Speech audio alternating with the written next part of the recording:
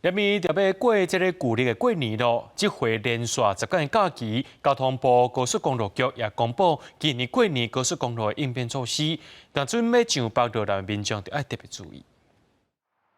元旦假期结束了后，接落来就是连续10天的旧历过年。高公局表示，初1到初5之间是交通量较悬的时阵，为着方便民众安排行程，提出高承载管制的时间。实施的日期是在初4那下午的1点到晚上的6点，从国1的下营系统到头份，国3的关田系统到竹南。那另外在国5的部分，我们还是从初3到初8每天都有实施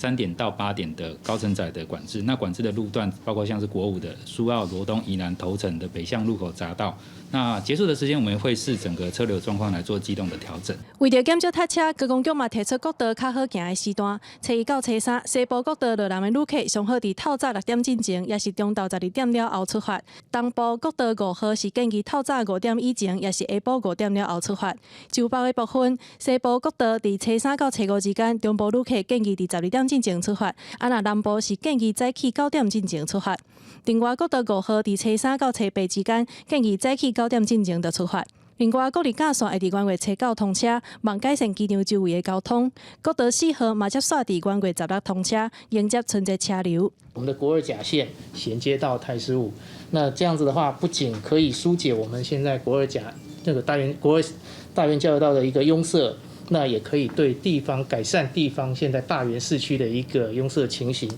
国道4号现在向东延伸，即将在1月16号，也就是再隔1周的周一下午3点要开放通车。未来从南部从国3北上或是国1南下的车流，它也多了一个替代的路径。2023年春节假期，面对国道有可能出现的塞车情形，高公局提醒民众随时注意交通消息。记者麦上营郑正由台北报道。